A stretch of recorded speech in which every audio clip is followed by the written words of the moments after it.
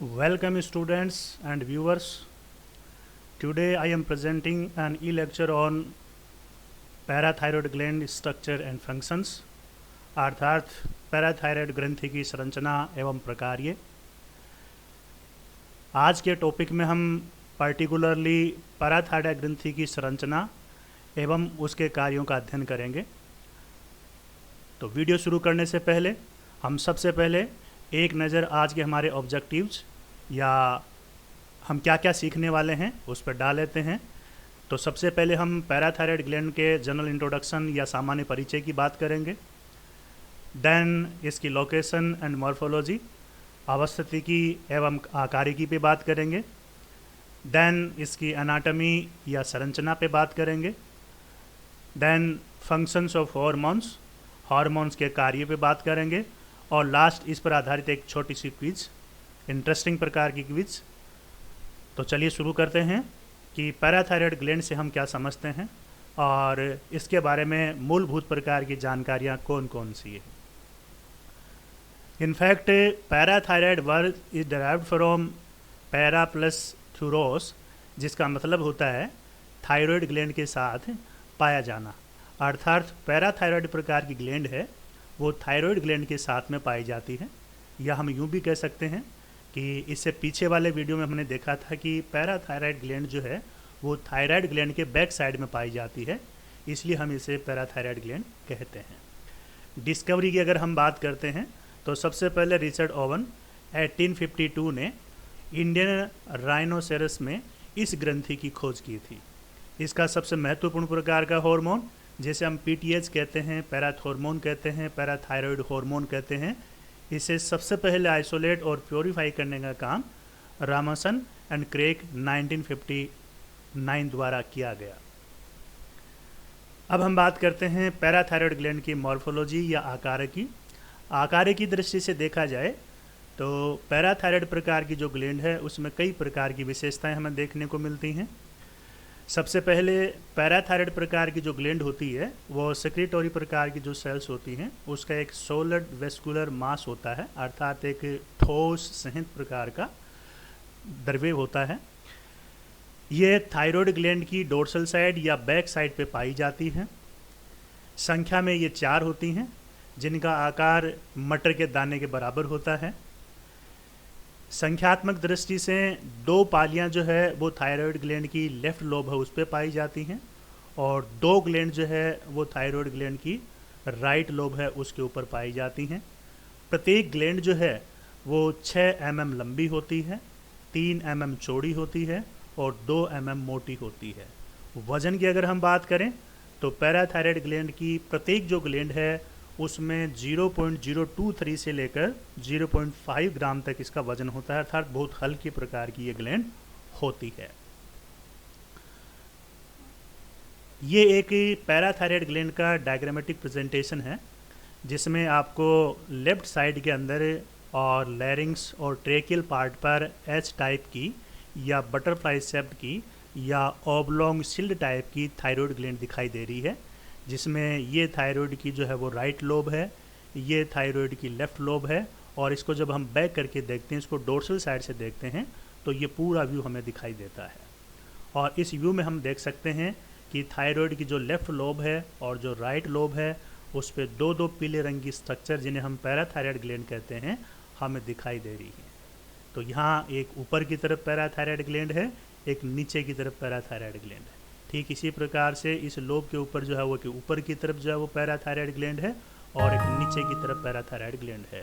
तो हम ये कह सकते हैं कि पैराथायरॉयड ग्लैंड संख्या में 4 थायराइड ग्लैंड के पीछे की साइड में, डोर्सल साइड में, बैक साइड में एम्बेडेड कंडीशन में पाई जाती है, अर्थात उसमें निलंबित अवस्था के अंदर पाई जाती है। पैराथायरॉयड ग्लैंड के डायग्रामेटिक व्यू के बाद अब हम देखते हैं इसकी एनाटॉमी या इसकी स्ट्रक्चर कि आंतरिक दृष्टि से पैराथायरॉयड ग्लैंड जो है उसके अंदर किस प्रकार का टिश्यू पाया जाता है, किस प्रकार की सेल्स पाई जाती हैं और वो किस प्रकार के हार्मोन को सिक्रेट करती हैं। तो अगर पैराथायरॉयड ग्लैंड को इंटरनली देखा जाए, स्ट्रक्चरल पॉइंट ऑफ व्यू से देखा जाए, तो इसमें एपिथेलियल प्रकार की जो सेल्स हैं वो एपिथेलियल प्रकार की सेल्स कोलमनर फॉर्म के अंदर पाई जाती हैं, अर्थात जो स्तंभाकार प्रकार की कोशिकाएं हैं वो पैराथायरॉयड ग्लैंड के अंदर कोलम्स एपिथेलिया का फॉर्मेशन करती हैं। इस कोलम एपिथेलिया में 3 टाइप की सेल्स जो है वो एग्जिस्ट करती हैं, पाई जाती हैं, जिनमें पहले प्रकार की सेल्स चीफ सेल्स कहलाती हैं या मेजर सेल्स कहलाती हैं, दूसरे प्रकार की सेल यूसिनोफिल्स कहलाती हैं, और तीसरे और अंतिम प्रकार की सेल्स इंटरमीडिएट सेल्स कहलाती हैं। इन तीनों प्रकार की सेल्स में जो चीफ सेल्स होती हैं वो पैराथायरॉयड ग्लैंड में बहुत इम्पोर्टेंट प्रकार की होती हैं। यहाँ पर जो सिक्रेटोरी प्रकार की सेल्स हैं उनको भी हम चीफ सेल्स ही कहते हैं, या चीफ सेल्स ही ऐसी सेल्स होती हैं जो एंडोक्राइन सिक्रेशन करती हैं या हार्मोन्स को सिक्रेट करने का कार्य करती हैं। तो इन चीफ सेल्स के द्वारा पैराथायरॉयड ग्लैंड में पैराथायरॉयड हार्मोन या पैराथॉर्मोन सिक्रेट किया जाता है।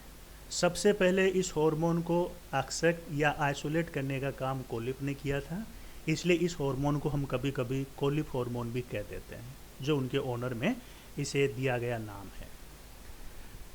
देन पैराथायरॉयड ग्लैंड से निकलने वाले जो हार्मोन है जिसको हम पीटीएच कहते हैं, पैराथॉर्मोन कहते हैं, ये हमारी बॉडी के अंदर क्या क्या कार्य करता है। तो इन कार्यों की एक समरी है, देखते हैं पीटीएच किस प्रकार के काम करता है। सबसे पहला काम है ये हमारे ब्लड में कैल्शियम और फॉस्फेट आयनों को रेगुलेट करने का कार्य करता है, अर्थात कैल्शियम और फॉस्फेट का कंसंट्रेशन ब्लड के अंदर कितना होगा इसको डिटरमाइन करने का काम पीटीएच हार्मोन करता है। सेकंड, अफेक्ट्स बोन ग्रोथ, ये हमारे शरीर में होने वाली जो बोन ग्रोथ है, हड्डियों की वृद्धि है, उसको प्रभावित करता है, क्योंकि बोन ग्रोथ के लिए हम बेसिकली कैल्शियम और फॉस्फेट चाहिए और उसे मेंटेन करने के लिए ये हार्मोन हमारी बॉडी के अंदर पाया जाता है। तीसरा कार्य, increases calcium absorption in children. जैसा कि हम जानते हैं कि बढ़ते हुए जो बच्चे हैं उनके अंदर कैल्शियम की बहुत ज़्यादा रिक्वायरमेंट होती है ताकि उनकी हड्डियां डेवलप कर सकें, उनकी कार्टिलेज डेवलप कर सकें, और उसी डेवलपमेंट के लिए चिल्ड्रेन में विशेष तौर से जो इंटेस्टाइनल पार्ट होता है उस इंटेस्टाइनल पार्ट से कैल्शियम आयनों के एब्जॉर्प्शन को बढ़ाने का काम पीटीएच करता है। अगला कार्य जो पीटीएच का है वो है हेल्प्स इन मेम्ब्रेन परमेबिलिटी, अर्थात जो झिल्ली पारगम्यता है, झिल्ले से अणुओं का जो परिवहन है उसको भी जो है वो फैसिलिटेट करने का काम और पीटीएच हार्मोन करता है, क्योंकि मेम्ब्रेन के द्वारा आवश्यक प्रकार के मॉलिक्यूल अंदर नहीं आएंगे तब तक सेल प्रॉपरली कार्य नहीं कर पाएंगे। इसलिए हम कहते हैं कि पीटीएच प्रकार का जो हार्मोन है वो मेम्ब्रेन परमेबिलिटी में हेल्प करता है। देन सपोर्ट्स नर्व फंक्शनिंग, ये न्यूरॉन को कार्य करने में भी सपोर्ट करता है। हम जानते हैं कि कोई भी जो सिग्नल है वो न्यूरॉन के माध्यम से मसल्स को मिलता है, इफेक्टर प्रकार के ऑर्गन को मिलता है, और दो न्यूरॉन को कार्य करने के लिए या उनसे न्यूरोट्रांसमीटर को रिलीज करने के लिए कैल्शियम आयनों की नितांत आवश्यकता होती है, और उन्हीं कैल्शियम आयनों की जो पूर्ति है, फुलफिलमेंट है, वो पीटीएच प्रकार के हार्मोन के द्वारा किया जाता है। इसलिए हम कहते हैं कि नर्व फंक्शनिंग के अंदर पीटीएच का इम्पोर्टेंट प्रकार का रोल होता है।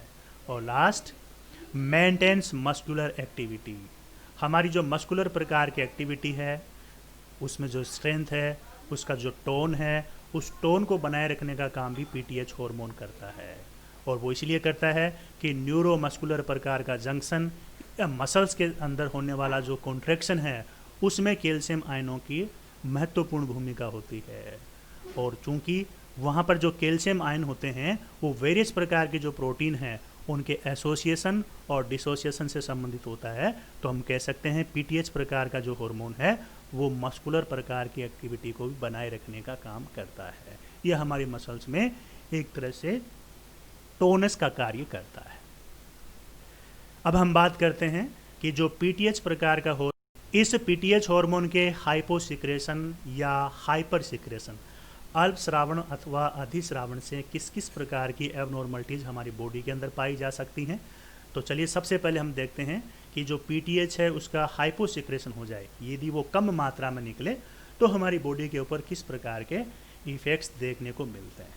तो जनरली ये देखा गया है कि पीटीएच हार्मोन के हाइपोसिक्रेशन से हमारे अंदर एक डिजीज उत्पन्न होती है जिसे हम कहते हैं पैराथायरॉयड टिटेनी। या ये जो बीमारी है ये निम्न प्रकार के लक्षणों के द्वारा कैरेक्टराइज की जाती है।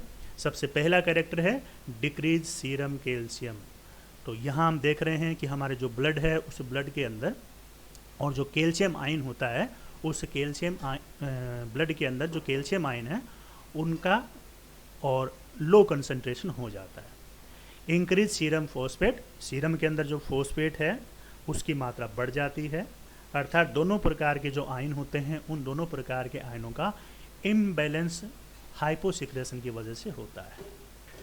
अगला कार्य है मसल्स स्पेज्म या ट्विचिंग। मसल्स स्पेज्म और ट्विचिंग जो है वो मसल्स की दो प्रॉपर्टी होती हैं जो हमें इस हाइपोसिक्रेशन की वजह से देखने को मिलती हैं। मसल्स स्पेज्म का मतलब ये है कि अगर मसल्स के अंदर इनवॉल्यूंटरी प्रकार का कॉन्ट्रैक्शन पाया जाता है जो टिपिकली हार्मलेस और टेम्पररी प्रकार का हो बट पेनफुल प्रकार का हो, उसे हम कहते हैं मसल्स स्पेज्म। या हम ये भी कह सकते हैं involuntary contraction of muscles typically harmless and temporary but can be painful, उस कंडीशन को हम क्या कहते हैं, मसल्स स्पेज्म कहते हैं।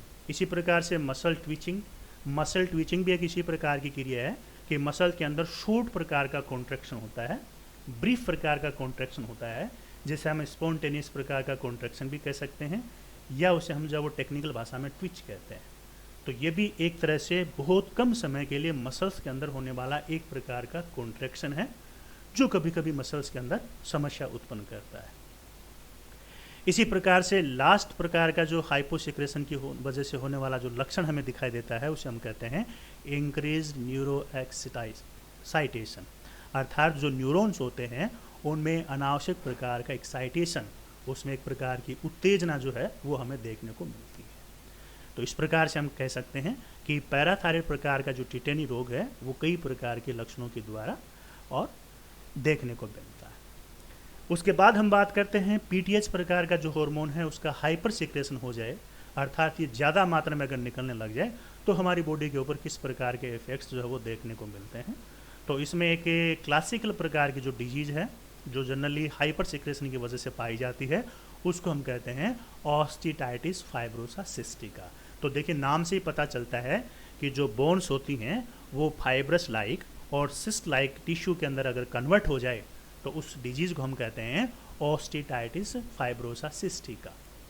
तो इस डिजीज़ के अंदर क्या होता है कि जो बोन्स होती हैं उनके अंदर सिस्ट या पुटियाँ बन जाती हैं और साथ ही साथ जो हार्ड प्रकार का टिश्यू है वो एक फाइब्रस प्रकार के टिश्यू में एक रेशेदार प्रकार के उत्तर के अंदर बदल जाता है। हम ये भी कह सकते हैं कि हड्डियाँ इसके अंदर जो है वो मुलायम प्रकार की हो जाती हैं, सॉफ्ट प्रकार की हो जाती हैं, बहुत ज़्यादा फ्लेक्सिबल प्रकार की हो जाती हैं, जिसे हम क्या कहते हैं ऑस्टिटाइटिस फाइब्रोसा सिस्टिका कहते हैं।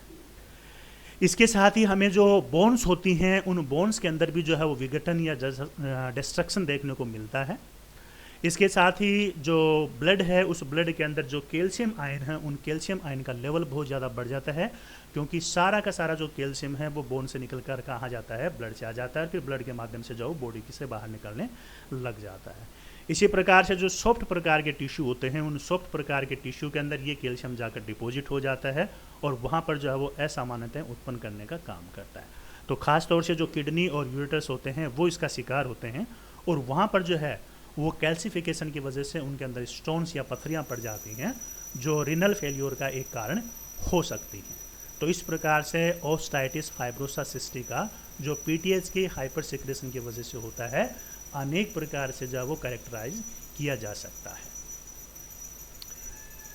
और लास्ट में हम देखते हैं पैराथायरॉयड ग्लैंड आधारित एक इंटरेस्टिंग प्रकार की क्विज या एक प्रश्नोत्तरी जिसके अंदर 5 प्रश्न जो है वो दिए गए हैं।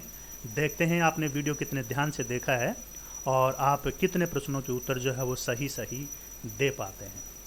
तो पहला प्रश्न इसके अंदर है विच सेल्स सीक्रेट पीटीएच, कौन सी सेल्स होती हैं जो पीटीएच को सीक्रेट करती हैं। सेकंड, दूसरा question Collip's hormone is secreted by blanks gland, यानी ऐसी कौन सी ग्लैंड होती है जिसके द्वारा कोलिप हार्मोन है उस कोलिप हार्मोन का सिक्रेशन किया जाता है। Third is one, how many couples of parathyroid are found, parathyroid gland के कितने कपल्स पाए जाते हैं, कितने जोड़े पाए जाते हैं। And fourth question is osteitis fibrosa cystic causes due to blanks of parathyroid.